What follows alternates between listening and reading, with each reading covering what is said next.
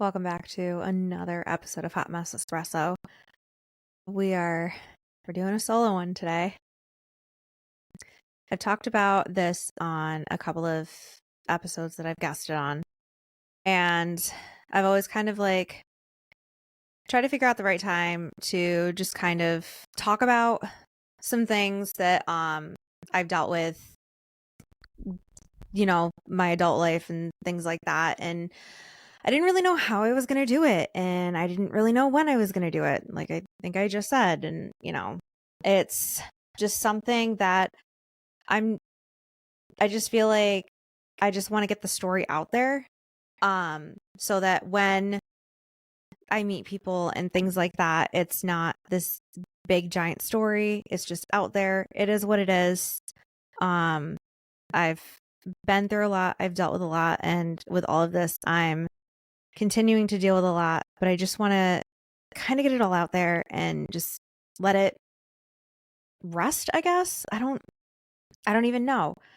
But I've always joked that my back is beyond fucked and it's just an absolute mess and a disaster and everything else. And we're just going to kind of dive into it. I know a lot of you have wanted more solo episodes and for me to just talk about my shit because I spend 99.9% of these episodes talking about other people's shit and sprinkling mine in. So I guess we're going to dive in. It's not really a secret to pretty much anybody that has met me in person or really knows me super well. But for a lot of people that have followed me and don't know, I actually do have a permanent disability, and it basically started when I was 19.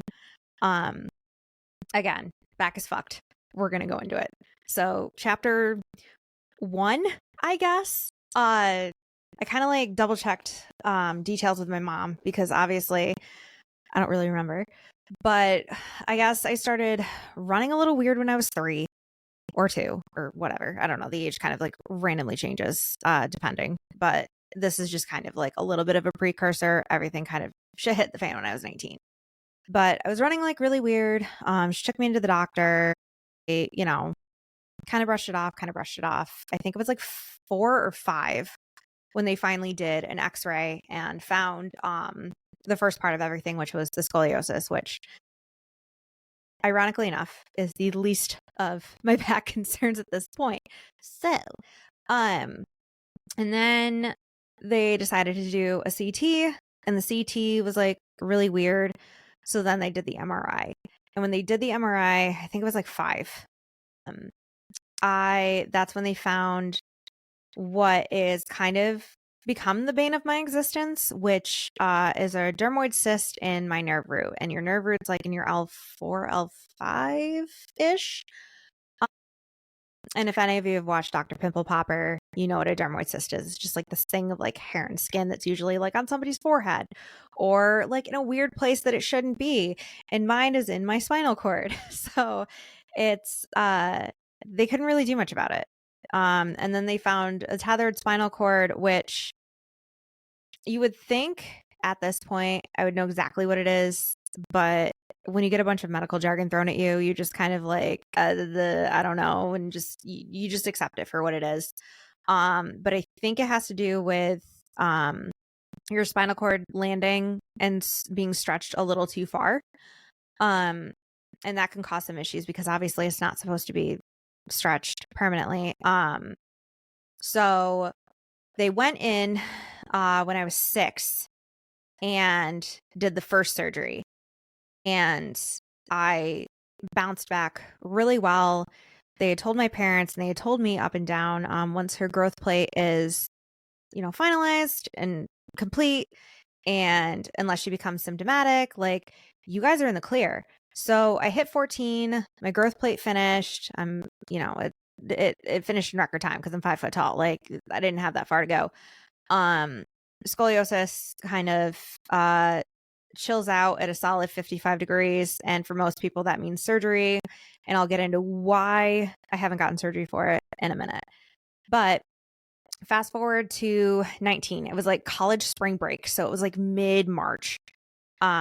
And I mean, the only limitation I really had throughout my entire life was I couldn't lift over 40 pounds. And which this one broke my heart. I couldn't ride horses. Because I fucking love horses. I love being, they're beautiful creatures. I absolutely love them, blah, blah, blah, blah, blah. So I couldn't lift over 40 pounds, which fine. Like I, looking back, like I've never really liked roller coasters. You're never going to catch me running a marathon, like, that kind of thing. So it's my life and my lifestyle leading up to it actually kind of set me up well for when everything came crashing down. And so I was 19. I thought I just had a really shitty bout of sciatica because my sciatic nerve was on fire. And if you've ever had sciatica, ugh, it's not fun. So I just thought, oh, I'd go back to PT like I did a few years prior. Because like my final MRI had been when I was like 15 or 16. Because we went to a neurosurgeon because we were living in Syracuse at the time. We went out to a neurosurgeon out in Rochester at U of R, and he was like, hey, as long as she's not symptomatic, like you're good, you should be fine, because that's honestly what they all thought. And that's clearly not the case. I was at work because I mean, I was working almost full time, going to college full time. Like, my life was normal. And then it just got worse. I had gone to PT for a couple of days. And I mean, this all happened within the span of a week. It was absolutely insane. I went to PT for a couple of weeks after my sciatic had me literally limping around because it was that painful. This is all in the beginning of April 2011. So I go ahead and I'm in physical therapy for like 2 or 3 days. And I remember it was a Wednesday night. And I was stretching my lower back and I had rolled over to get up. So I was on my hands and knees to get up. And the second I hit my hands and knees, I was on the phone with my boyfriend at the time. And I just had this searing pain go all the way down my back. And I just screamed. And he thought like I got stabbed or something. And I was like, I can't move. My dad had to literally pick me up off the floor. And I was like unsteady for a little bit. And then I was like kind of walking around and I was like, all right, but like things just felt weird. So the next day, it was a Thursday, I went into physical therapy again. I told them what happened. They were running like a couple of, neurological tests. And I mean, y'all know what these are. Like, they're just like, squeeze my hand, push, I'm keep my hands apart, like push them together, whatever. And just things weren't adding up. And they were like, you need to go to your orthopedic surgeon, because I had like a neurosurgeon and an orthopedic surgeon that I had always followed just in case shit hit the fan. That I usually saw like yearly, and I hadn't seen them in a couple of years because we had been told like, you're in the clear, you're fine. And then so I go to my orthopedic surgeon, and my peds orthopedic surgeon was teaching or something like that. So we get this new guy who, it's actually kind of funny because my mom and I could not stand him at the time. Couldn't stand him. Now he's the best freaking thing ever. We just, we had to work around the like very frank, I know what I'm doing bedside manner, because we were all panicked. We had no idea what the hell was going on. So we get in somehow, same day. And I go in for an MRI. And they realized that my dermoid cyst had gotten to the size where it was basically like compacting my spinal cord and like all but shutting it off, because my nerves didn't have any like room to breathe, I guess is like the best layman's terms that I can explain it. So they were like, pack a bag, you're going to the hospital. So, I mean, I'm 19 years old flipping the fuck out because I'm like, what the hell is going on? Like, I'm in just so much pain. I don't know what the hell, I don't know what weighs up. My dad has never dealt well with stress. So that was really fun. I also don't deal well with stress. So that was super fun because him and I were less than best friends at the time. So, fast forward to being in the hospital for a few days. We meet this neurosurgeon. She comes in. She's like, yep, like we're going to do this, and this. Like, it looks like your dermoid cyst is like, there's something else in your spine too. Like, we're just going to detether your spinal cord, which is basically put it back where it's supposed to go. Not that ever really lasts, by the way. It always retethers, which is kind of the problem. Everything's going to be fine. So we're thinking, like, cool. I'm going to have a back surgery. It's going to be fine and dandy. I bounced back when I was 6. I'm going to bounce back this time. I do not remember the first 72 hours out of surgery. So all of this is going off of what my mom has told me. I was on the table for 14 hours. I don't know why. Obviously my parents were flipping the fuck out because they told them that it would be 8 hours max. And obviously that's almost double. I was beyond drugged up and they were having to roll me every 30 minutes or something. I don't remember why. But apparently my mom had to leave the ICU because I don't remember any of this, but my brain does. And I was like screaming a lot, apparently. So then 3 days in, post-surgery, and the surgery was May 10th, 2011. And in between April and May, I was just watching myself slowly get worse. Like, I was losing my balance. I basically had to, like, what I call bumper bowl, like just bounce from one wall to the other to get anywhere. Stairs were really difficult. I was just watching myself like completely be incapacitated. And I should note that I wound up at the hospital 3 days before my surgery because I couldn't handle the pain and I wasn't walking by then. So we did the surgery. They try to have me up and walking day 3. And I stood up and oh my God, the amount of pain I was in. I've never felt head to toe, just straight up like, please kill me now pain before in my life. And apparently that was just a precursor to what I was going to be dealing with for the next good chunk of time. I had to get heparin shots, which they're a blood thinner, in my abdomen because I wasn't able to like up and move around. So to avoid blood clots. And if you ever have had those, it's like injecting battery acid. I remember the third one, I was like begging them to like jam it in my thigh because I thought it would be like better. I had a giant like black bruise for 3 months. So when I found out like last fall that it's in an IV form now, I'm like, these bitches. So I was in the hospital for 10 days. And I was rearing to go home. I just wanted to go home. I just wanted my own bed. I wanted to like just go to PT, bounce back, do whatever I needed to do. Like I was ready to go. I was by the time I'd gotten out of the hospital, I was at least on a walker. So I was out of the wheelchair, which was really nice. But like the house I was living in was a fucking 2-story colonial.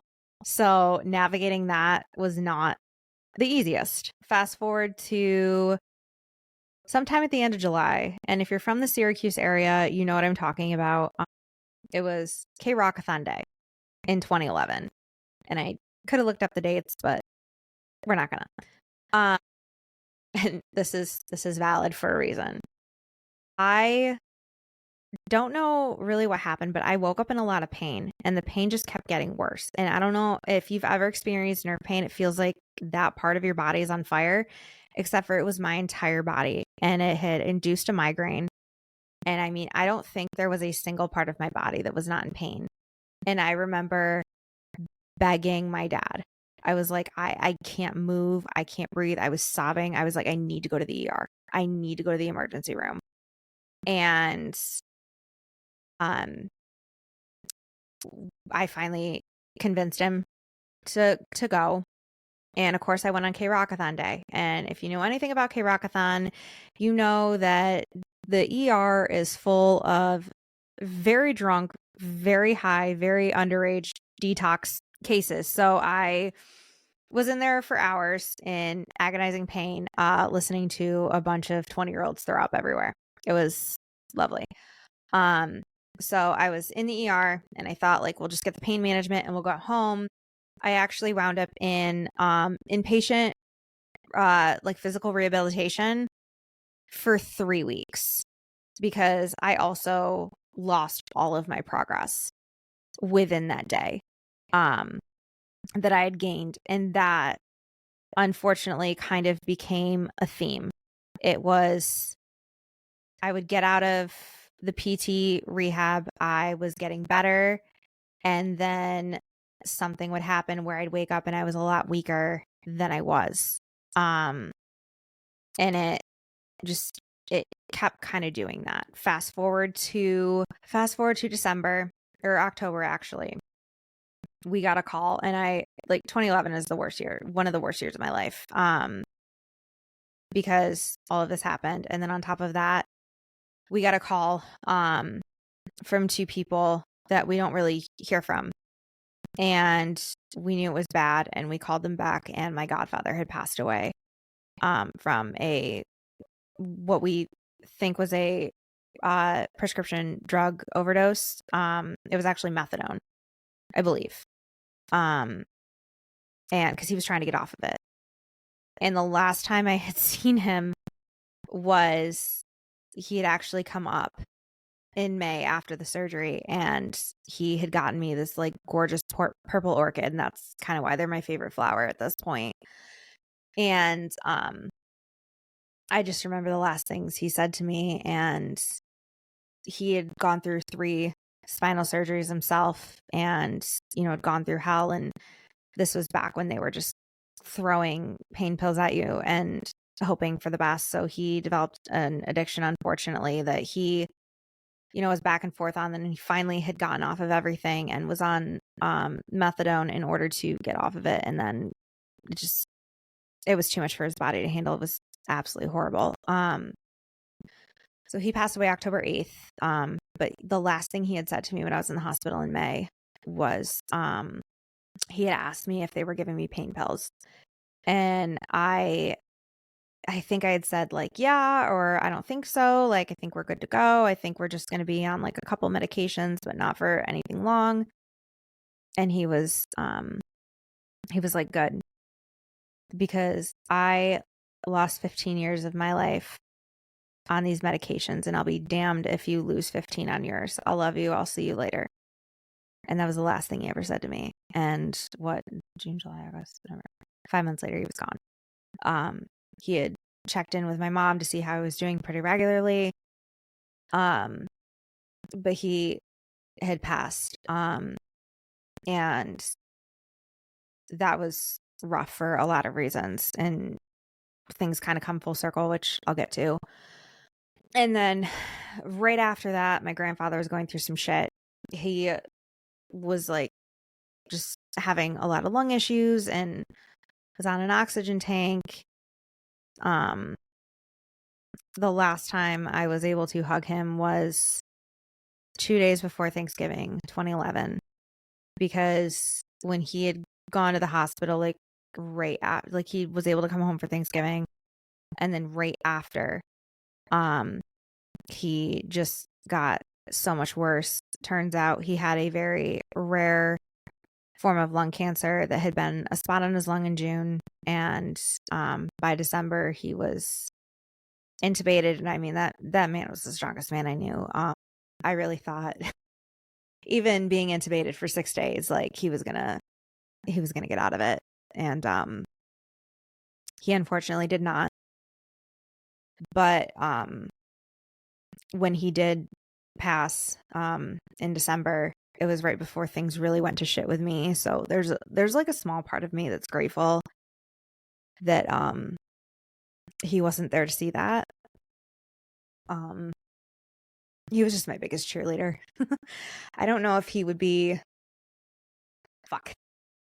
I don't know if he would be super thrilled with the half the shit I talk about on here, but he'd be really thrilled that I was just speaking my mind and not listening to what anyone else is saying about me doing this. So 2011 sucked. January 2012, I think I just turned 20. So my birthday's on the 4th. And I think I made it into the new semester like 3 days. And I again woke up, and I went from I had been on a cane at this point, and I was like, I think like the week prior, I had said to my mom, I'm like, hey, I can take a few steps here and there, like without it. I think like, within 6 months I'll be good to go. And, we all thought that. Like we had no idea what the hell we were getting into. This was all basically a trial and error thing. But January 2012, I woke up, horrible pain again. I was like stumbling all over the place, so we wound up going back to the walker, which tennis balls and all. We I now know why they use tennis balls on walkers. It's because the bottoms can scratch the fuck out of pretty much anything. And we learned that the hard way when we scratched living daylights out of the brand new cherry hardwood floors that my dad had put in. And thankfully there is like buffer stuff for that. But yeah, I legitimately thought that was actually going to be the end of my days because my dad loved that floor. I mean, they just sold that house. And we used to call that front living room the museum because after my parents divorced and we all moved out of there, he would just be like, oh my God, and I got new windows. And like that specific room was like a time capsule from 2013 for literally up until he sold the house. But so I was back on the walker, like I was in a ton of pain. We go back to the ER.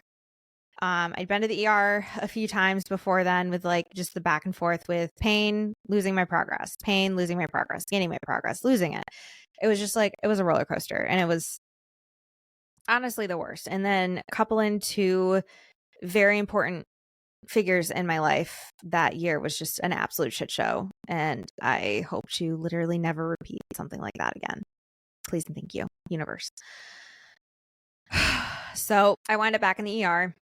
I will never forget that ER visit. Because I'm pretty sure my mom was called irate in the hospital notes because the doctor thought that I was faking it, sent psychology down. Because unfortunately by then I knew exactly what drugs did and didn't work because I don't know, I've been here before a couple of times. And my mom just he was like withholding pain meds. I think I was like 15 hours in the ER before I got pain medication. And my mom, he says irate. I didn't think she lost her shit to begin with. I mean, I've seen that woman lose her shit. She did not lose it on the doctor. And so thankfully the nurse the next morning and that doctor like got me on a PCA pump. I should know this terminology, but obviously everything's a blur because a lot of it's been blocked out, as you can see why. I'm literally referring to a million notes over here right now. The neurosurgeon came in because I had been admitted and told me and my mom that there was nothing that she could do for me surgically. So I was going to be in a wheelchair for the rest of my life and that I would just be on pain medication. And I mean, I was on a small pharmacy. I was on oxycodone. I was on OxyContin. I was on gabapentin. I was on some weird ass muscle relaxer. I was on a sleep med. Because obviously this shit was fucking up my sleep schedule. And I think I was on a massive anti-inflammatory. I mean, we had to have a notebook with a chart to like note because we couldn't remember when any of this was. And I was literally a drugged out zombie for 6 months. Like they would wake me up long enough to shove another pain pill down my throat and I'd go back to sleep. Like that's basically what I was from like January to May or June, basically. But January, this is like the only content warning y'all are gonna get. January is when I attempted to take my life because I was just not, I was miserable. I was like, I'm gonna have to, in the house that I lived in with my parents were still together and it was incredibly toxic and it was just, I could not picture my life living with them for the rest of it. So I had it completely planned out. I had made sure that my meds were completely refilled, because I knew that my dad would absolutely kill me if I somehow survived this and made the family look bad.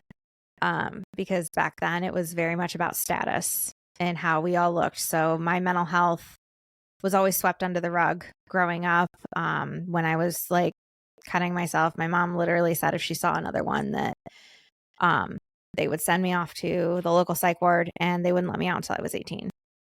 Because that's just how we dealt with it in that family. Obviously, they have both very much changed their tune about mental health since then, and for that I'm grateful. But that, that's just what I dealt with. So I knew I had to make sure that I finished the job. Spoiler alert, I'm talking to you, so I didn't. Because if anybody knows anything about me, they know I can't swallow pills to save my life. I legitimately cannot swallow a pill to save my freaking life. So I was having to take these one at a time. And it was like one of the very few times that I was home alone because I needed that much assistance, like huffing it from the couch in that front living room to the bathroom across the house was literally like running a marathon. Like I couldn't function. I could not move. Like I was literally completely dependent on other people to get anything done. Because I was that weak. I was that just completely incapacitated from the waist down, and it was less than fun. So I was taking them one at a time, and unfortunately my tolerance was relatively high because I was taking so many fucking drugs at that point. And my sister came home early, and she looked at the pill bottle in my hand, and she looked at me, and she's like, "What are you doing?" And I'm like, "Oh, I thought it was like time to, I looked at the chart and I thought it was time for this." And she looked at it and she's like, "This is the wrong med," because I was taking the oxycodone and I was supposed to be taking the oxycontin because the contin is the breakthrough one. I was like, "Oh shit," I got it confused, like, drug brain, like, whoops. Played it off.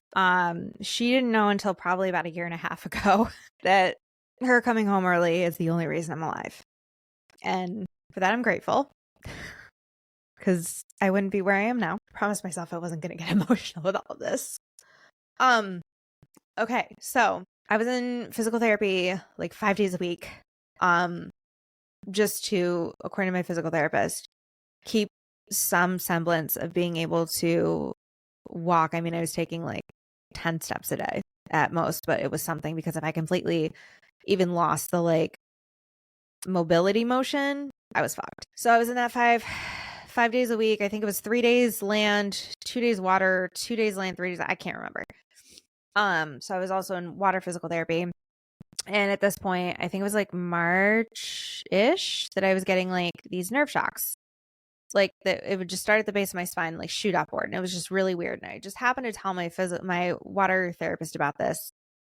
And she was like, "That's not normal. Like, you need to call your neurosurgeon." And I was like, my neurosurgeon's already made it like abundantly clear that there is nothing she can do for me surgically. And like my mom had been calling the office, and I still think to this day, I don't know, like, and again, I don't condone violence for the most part, but if I or my mom ever see her again, I'm not sure which one of us is going to beat the other one to swing on her first. If you're in over your head and you don't know what you're doing, fine. If it's too complex of a case, defer. Don't fuck around with somebody's life, and don't fuck around with somebody's like spine. Because her not knowing what she was doing, I'm not saying that like somebody who absolutely knew what they were doing was going to completely like make everything completely normal, but I don't think it would have been this much of a mess. So she's like, "Well, do you have an orthopedic surgeon?" And I'm like, "Yeah, like we do." So we called my orthopedic surgeon. And at this point, I was always in so much pain that I couldn't even lay flat. So an MRI was almost completely out of the question. I had to be literally sedated. Like anesthesiologist put out like I was in surgery for this MRI because they decided to do a brain to hip one because I couldn't sleep on my one hip. And they didn't know why. And I'm sure I'm missing like minor details at this point, but I'm I'm getting the gist of it. So like roll with me here. They did a brain to hip MRI because they thought maybe there was something like misfiring in my brain that was causing all of this. So they did the whole thing. And then March 28th, 2012, I sat in my orthopedic surgeon's office, who, again, the stars all aligned. It was a God moment, whatever you want to think. He was in orthopedic surgery, but he had happened to do a fellowship in neurosurgery. So he knew both ends of my back, which I honestly think was the saving grace in all of this. So he sits us down and he's like, I know what's wrong with you. And we're just like, what is it? Oh, just to like go back. The surgery in 2011, she also had done a full lumbar laminectomy.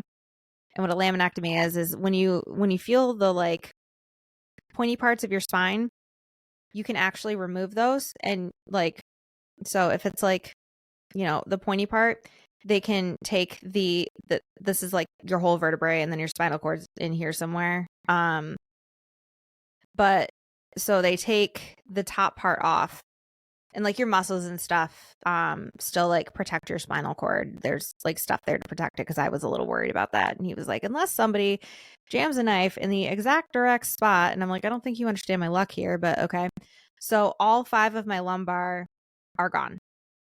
The back part is still there, obviously, for like foundational whatever, but it gave my dermoid cyst room to breathe, which she claimed up and down she never saw. And I'm like, it's been on every image since I was like 6, but sure, Jan. So we're looking at the MRI and he's like, okay, your dermoid cyst is obviously gigantic because it didn't get touched last year. He's like, you just have bursitis in your hip. Easy peasy. I'm like, okay, whatever. He's like, the real issue is also the fact that I couldn't tell if I needed to like burp or not. It's fine. Everything's fine. He's like, you also have syringomyelia, which syringomyelia is fluid-filled sacs or cysts that are in your spinal cord. And that can cause compression and stuff like that. Like all of this had to do with my nerves being so compressed that they just like went night. But then when the surgery happened, I don't know what the hell she did, but there was obviously permanent nerve damage. So he's like, if you were my 20-year-old, I would send you to Cleveland Clinic. He's like, I know one of the best surgeons there. He's a personal friend. I'm going to give him a call. He's like, because otherwise you're going to be waiting months. So he calls him. We get in like record fucking time. Because again, this is March 28th. So we drive down there. They do, because Cleveland Clinic was definitely like ahead of a lot of hospitals when it came to like technology. So they had like a camera in the MRI bed instead of outside. I don't really know how it all worked, but that 5-hour one for me in Syracuse was 2 hours in Cleveland, and they did the same thing just to make sure they weren't missing anything. They also found a lipoma in my cervical, but that's never really been an issue. If I start to lose feeling and or function in my hands, that's when we're going to have to look at it. But I had a lipoma taken out of my rib cage and I was awake through that. So like that cake, it'll be fine. So we go to Cleveland. I will never forget this neurosurgeon looked at me, Dr. Ed Benzel, literally saved my fucking life. He looked at me and he goes, honey, your back is a train wreck, but we specialize in train wrecks. And I was like, fucking sweet, let's go. So they scheduled my surgery for June 26th, maybe the 25th. You would think I would know this, but like, you know, I try to like, you know, block out some shit. So I go in for the surgery and I'm like, it can't get worse. And thankfully it did not. I was able to actually like move my toes and shit like that, which is stuff I wasn't able to do beforehand. And I was able to move around a lot easier, and I was like bouncing back a little bit more. And I stayed there for a week. I this time I didn't have dissolvable stitches. I had actual stitches, which I was going to get taken out at my orthopedic surgeon's office 2 weeks after. It's a huge ass scar. It's like from, let me see, it's from like here to, it's like a foot and a half long, maybe a foot. I don't know. I'm really not good with measuring, so there's that. But that with regular stitches, laying flat's not like the best.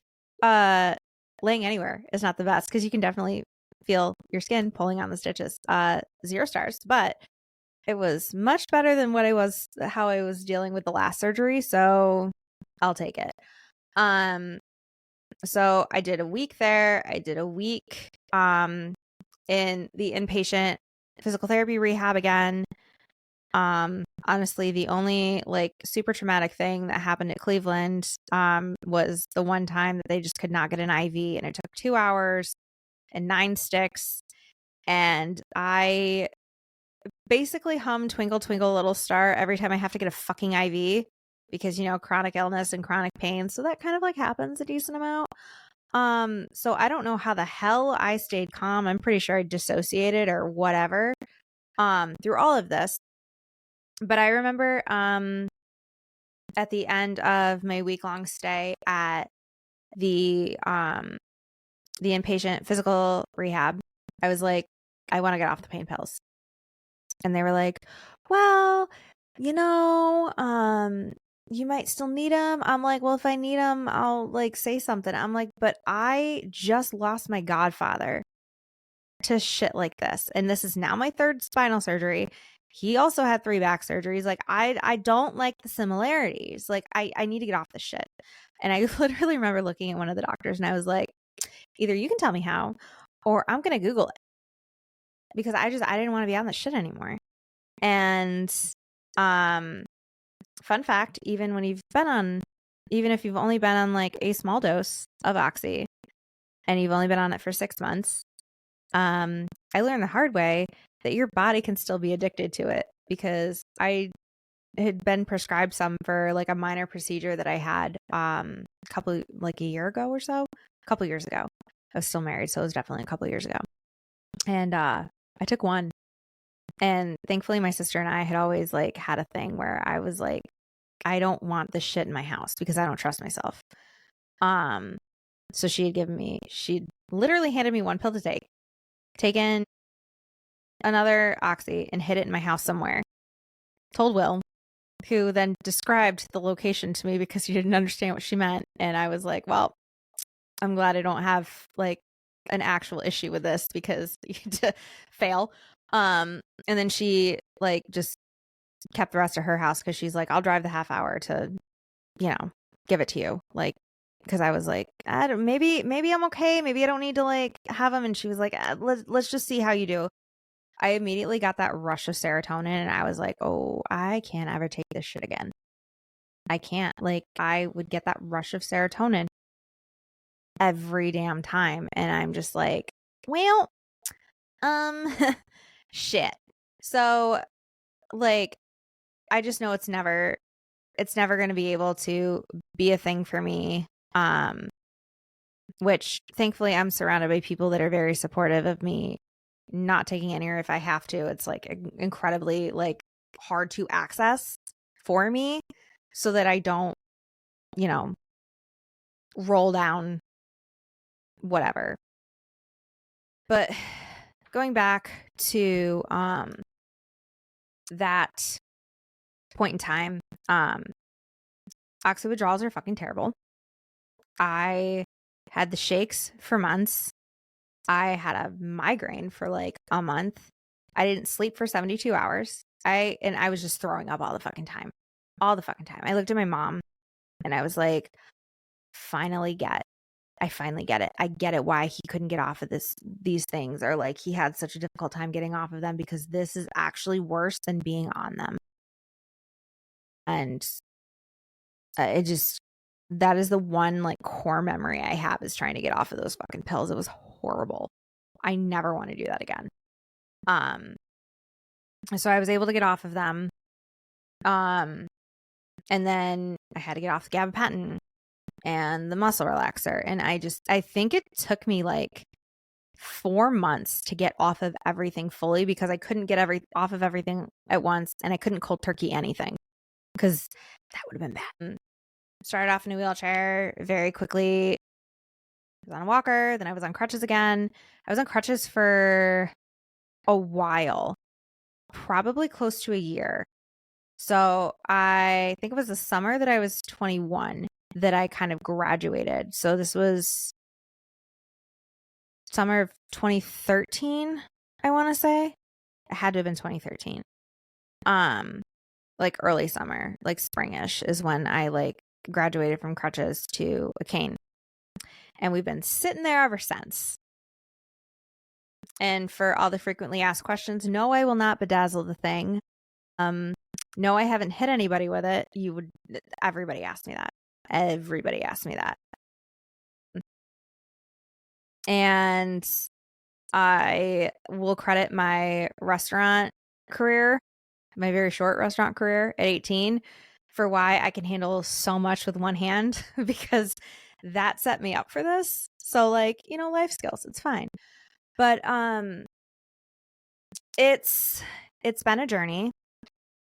I still like struggle with a lot of things. Like I have carbon fiber AFO, so because my foot decided to literally just the outside like muscles and nerves on the outside of both of my legs into my ankles just like don't work. Somehow the inside was not affected, but the outside doesn't really work, and there's a lot of nerve damage. So my foot, where your foot just like naturally raises, it actually only raises on the inside. So I've got like a foot drop. So I just have like, so I remember one of my friends literally didn't know about it and was like, yo, why are you, in every photo I see you're wearing boots? And I'm like, so I can hide the leg braces. And he was like, wait, what? And I'm like, yeah, so let me give you a 30-second rundown of my life.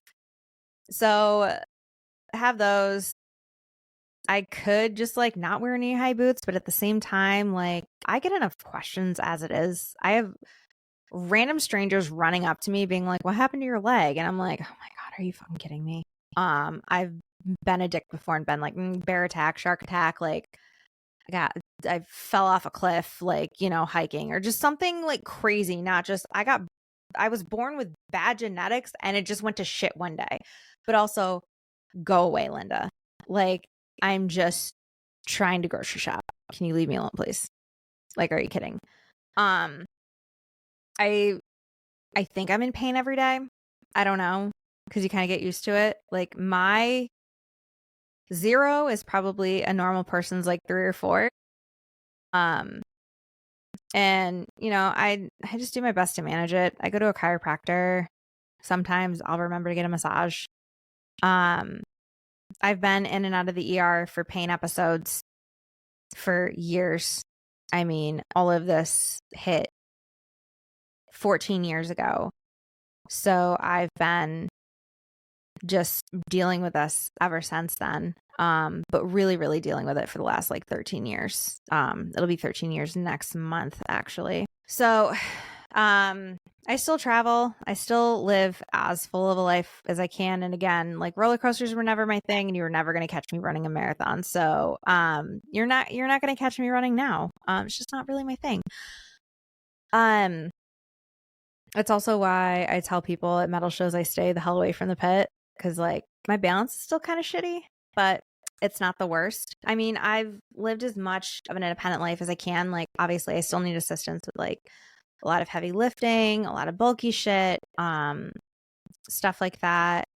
I'm again very grateful to have an incredible support system that has always been there to cover when my now ex-husband was gone for whatever reason. I mean, my sister used to drive an hour from where she lived to Batavia to help me out with shit. And again, forever fucking grateful. Like I joke around that her husband is the family husband, but he for sure is. Like he just, between me and my mom, he's just kind of stuck with all of us. But like trying to think of other things. I mean, and obviously there's nerve damage. There's a ton of spots of numbness all over my body, which is, if you guys fondly remember me talking about the 3rd-degree burns on my ass, that is how I got 3rd-degree burns on my ass, because I can't feel that part because of the nerve damage, which worked out because I couldn't feel like any of the surgery or anything like that, because I'm sure I would have been miserable. 0 stars in the whole process, but I'm pretty sure I got some cellulite burned off. So like it's a 50-50 kind of thing. I mean, mental health wise, obviously I've got some lifelong complications, and there are days where I am just like miserable about it. Like I'm in pain. I don't really feel like moving. I'm just miserable. Like, why did this happen to me? I give myself the 24 hours to have the pity party, and then I just do my best to move on with my life and my day. And I just, I have so many people in my life that actually don't know me pre-surgery. So I've always just been like this. And I have people actually that I've known for years that just found out like 6 months ago what actually happened and how all of this spanned out. Because to them, I'm just Heather. And for that, I am grateful. But I will say, as somebody who was able-bodied and then had like an instant, I mean, this can happen to anybody, not just like a medical induced disability, but like you can get in a car crash and not be able. So it's just absolutely insane that people with disabilities can be looked down on as not capable. And it pisses me off so much. Again, I'm surrounded by people that know what I am and I'm not capable of. And there's a lot of things that I can't do. And I do my best to live with that. Like I kind of am very much looking forward to not being in a split level house, having to haul groceries up a flight and a half of stairs by myself, because that's a workout and a half. And also like my back sucks after that one. I'm very much looking forward to like an apartment. I've learned a lot from this. I've learned a lot about my ability to just deal with it. Like I hate being called inspirational, because I'm not inspirational. I just got handed a shit deck and decided to play the best game of poker I could with it. There are some days I win. There are some days I absolutely lose. There are days where I push too hard and I can't get out of bed for 3 days. And those days are the worst, because like I still have shit I need to do. But I'm just living my life. I'm not here to be a motivational speaker. What I love to like eventually talk on panels about what it's like living with a disability, and how inaccessible society and everything else is. Yeah, because I have a fuck ton to say about that. Especially because things are, quote, like accessible, but they're not.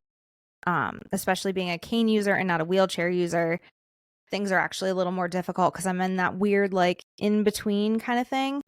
But like I have learned to swallow my pride and not be like, no, I can totally do this. Especially being over 30, I definitely take as many accommodations as I can manage 9 times out of 10. If I know I can do it, I'll do it. But like, there's actually a little bit of a funny story. My nephew was taking his first plane ride with us. We were going on like a family vacation, and I use the fuck out of the wheelchair like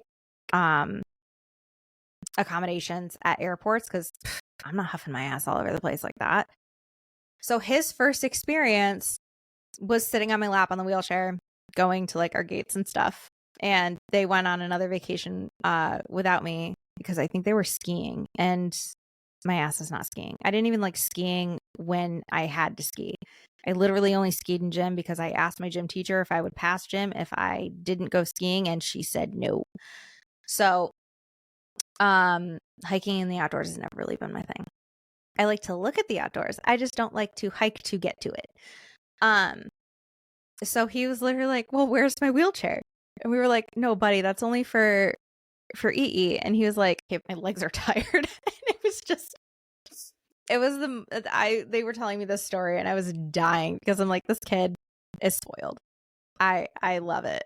It was just funny to me because it's just, to him, I've always been like this. So like this has always been normal and stuff. I actually ate shit in my sister's driveway the other day because I just backed up a touch too much, and I like just lost my balance, like bounced off my car and just fucking landed right on like my hip and my ass in the driveway. And I came in and I was like, oh God, I'm going to feel this tomorrow. And my sister was like, what? And I'm like, I just ate shit in your driveway. And this kid's like, I'm so sorry. Like I would have gone out to catch you. And I'm like, well, what? I would have crushed you too. Like, you're so sweet.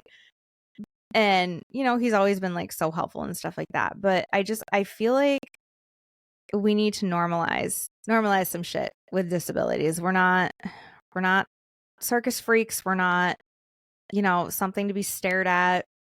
Like, if you see somebody that's younger parking in the disabled parking, can you like turn off the bitch face before I get out of the vehicle? I didn't steal my grandma's tag. I earned this shit. So, as always, drop any questions in the comments. I'm sure I missed a thing or two or something didn't make any sense. I'm glad this is out. I never really meant to like hide it, but I just didn't know how to talk about it. And talking about it is obviously like not my favorite thing to do, considering I've been doing this for almost an hour, and I just literally went over as much of the cliff notes as I could. But yeah, ta-da, that's literally as much me as I could ever give you guys. I kind of like doing solo episodes, so there will be more as we go, especially like diving into, you know, starting over and stuff like that. And obviously with all the whole disability thing being out in the open, I'm going to be talking about more topics with that for sure, because I got a fuck ton to say about that after 14 years of this shit. So yeah, that is, I think I got it all. As always, you matter, your mental health matters. I need to start telling myself that a little bit more, because I'm like, everybody's mental health matters, just not mine. Everybody, you know, should have a space to be vulnerable and be real, except me. So we're working on that. We are working on that. But as always, stay hot, stay messy, and I'll see you next week.